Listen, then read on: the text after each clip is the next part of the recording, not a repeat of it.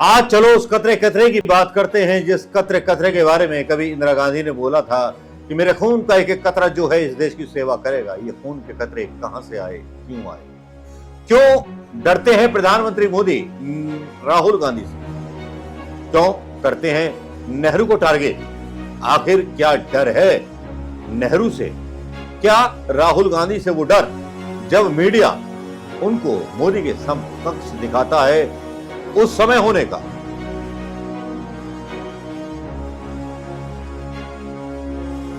जबकि नेहरू, जैसा कि माना जाता है कि नेहरू वो प्रधानमंत्री थे जिन्होंने देश में एक नया विजन लाया, नया सोशल एक ताना बाना बुना, ऐसे लोगों को बर्दाश्त नहीं किया जिन्होंने बेईमानी की, उनको कांग्रेस पार्टी से बाहर का रास्ता दिखा दिया।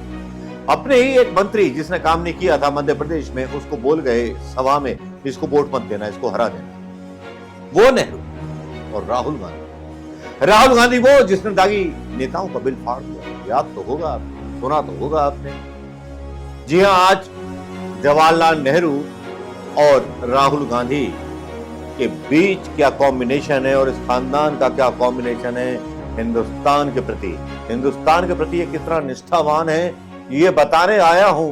मैं इतिहास से कुछ चीजें लेकर के आया हूं, समझ सको तो समझ लेना, वरना जाने देना।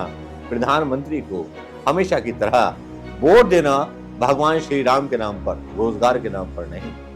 उसको वोट देना अत्याचार के नाम पर, उसको वोट देना नारी दमन के नाम पर, उसको वोट देना किसान आंदोलन को दबाने के लिए, उसको वोट देना विश्वगुरु बनने के लिए, उसको वोट देना अदानी अंबानी जैसे लोगों का गुलाम बन जाने के लिए, उसको वोट देना राफेल की डील में कमीशन खाने के लिए, उसको वोट देना भ्रष्टाचारी कांग्रेसियों को अपनी पार्टी में लेने के लिए। चलिए शुरू करते हैं वो कथा जो सत्य कथा है। सत्यनारायण की कथा तो बहुत सुनी होगी भक्तों ने, लेकिन चलिए सत्य कथा आज हम नेहरू जी की सुनाते हैं। हम हिंदुस्तान की बात और हिंदुस्तान की आवाज आपके बीच लेकर के आते हैं। जनता जो है एक अदालत होती है और जनता की अदालत से बड़ा कोई और नहीं होता।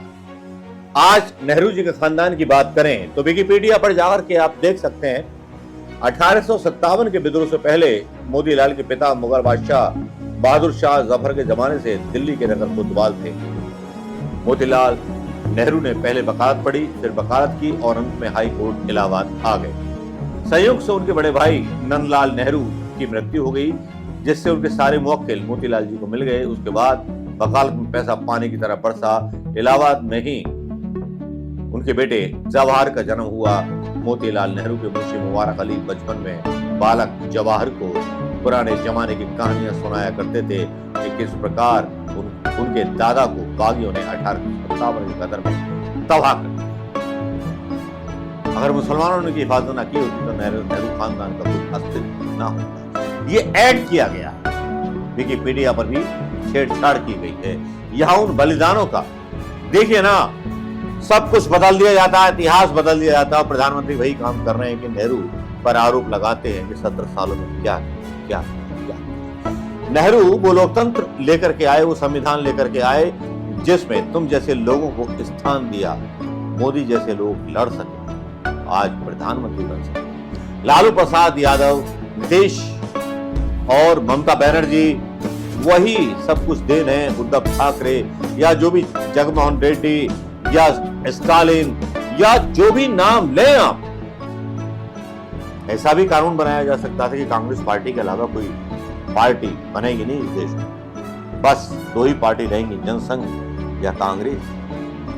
ये कांग्रेस ने स्वतंत्रता दी। लेकिन मजे की बात यह है कि जिस जवाहरलाल नेहरू के खानदान ने स्वतंत्रता आंदोलन के दौरान इतनी कुर्बानियां दी होंगी। विजय लक्ष्मी पंडित, उनकी बहन कमला नेहरू, जिनका इलाज टीबी होने के बाद स्विट्जरलैंड के अस्पताल में चल रहा था और सुभाष चंद्र बोस वहां जाते थे उनको देखने। सुभाष चंद्र बोस और नेहरू के बीच भी मतभेद पैदा करने की कोशिश की। पटेल और नेहरू को भी बताया गया और ये बड़े मनभेद थे। इस तरह की झूठी बातें बोली जाती, लेकिन जितनी कुर्बानी मोतीलाल नेहरू ने इतना पैसा बरस रहा था, इतना सब कुछ था नेहरू के पास, तो क्या उसको पागल कुत्ते ने काटा था? वो भी अंग्रेजों से डे लिटिल की उपाधि लेकर के या कोई उपाधि लेकर के शांत रहते? क्या जरूरत थी जवानी पूरी जेल में गलाने की? इंदिरा गांधी बहुत छोटी थी, बहुत छोटी। क्या जरूरत थी उनको विदेशी वस्त्रों की होली जलाने की? ना, कोई जरूरत नहीं। आराम से अपने महलों में आनंद भवन में रहती। 200 करोड़ की प्रॉपर्टी थी जो 196 करोड़ रुपए उस टाइम पे दान कर दिए, जिस टाइम डॉलर केवल $1 के बराबर 1 रुपया हुआ। अब आप खुद हिसाब लगा लीजिए भक्तों। क्या मोदी, आडवाणी, वाजपेयी के किसी खानदान ने, मुलायम के खानदान ने, तेजस्वी के खानदान ने, लालू के खानदान ने या ममता बनर्जी के खानदान ने कभी स्वतंत्रता सेनानी के लिए इतना आजादी के बाद योगदान दिया? ना दिया होगा। आज उन्हीं जवाहरलाल नेहरू के नक्शे कदम पर चलते जा रहे हैं राहुल गांधी। लोगों से मिल रहे हैं, लोगों से सीख रहे हैं। भारत माता की जय, यही काम नेहरू जी ने शुरू किया। लेकिन यहां एक कमी क्या है यह बता देता हूं। कांग्रेस मैनेजमेंट की एक बड़ी कमी है, वो बता देता हूं। बड़े बड़े कंटेनर, बड़े बड़े वो चल रहे हैं, उसमें वीडियो बनाए जाते हैं कि इस कंटेनर में सोते हैं, इसमें एसी लगा है, इसमें ये लगा है, वो लगा है। वो राहुल गांधी के खिलाफ जाते हैं सारी चीजें, और संघ इसको इस्तेमाल करता है। मोतीलाल नेहरू कुर्बान हो गए, कमला नेहरू कुर्बान हो गई, उनकी बहनें कुर्बान हो गई। विजय लक्ष्मी पंडित के साथ नेहरू जी के अश्लील फोटो संघियों ने डाले, बदनाम किया गया।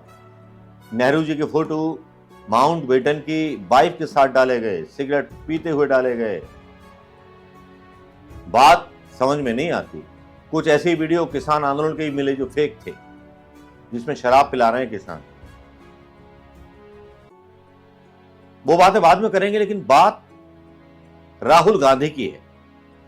राहुल गांधी जो अपने दादा, मतलब परदादा जो भी होंगे, परनाना होंगे, नेहरू जी के नक्शे कदम पे चल रहे हैं। फिरोज गांधी ने भी कुर्बानी दी, इंदिरा गांधी ने भी कुर्बानी दी, राजीव गांधी ने भी कुर्बानी दी, जो देश के लिए मर गए और देश के लिए सख्त निर्णय लेते हुए मर गए। आज जब भी विजन आता है टीवी पर, हम पूरी खिड़कियां खोल करके, अंजना ओम कश्यप हो या कोई भी मीडिया चैनल हो, मोदी और राहुल की बराबरी क्यों करते हैं? मोदी और अखिलेश यादव की बराबरी क्यों नहीं होती? मोदी और ममता बनर्जी की बराबरी क्यों नहीं होती? या किसी और नेता के साथ मोदी की बराबरी क्यों नहीं होती? क्यों टारगेट किया जाता है राहुल गांधी को और नेहरू जी की सारी चीजों को गलत बताया जाता है और अपनी चीजों को सही, जबकि सबसे ज्यादा भ्रष्टाचारी नेता हमारे साहिब लेकर के बैठे। तो बताइए दोस्तों कि जो चल पड़ा हो इस डगर पे, नेहरू बनने की डगर पे, इसको कांग्रेसी भी इनकैश नहीं करते। कांग्रेस के नेता ही खुद इतने बुरे हाल से गुजर रहे हैं, मैं बता नहीं सकता।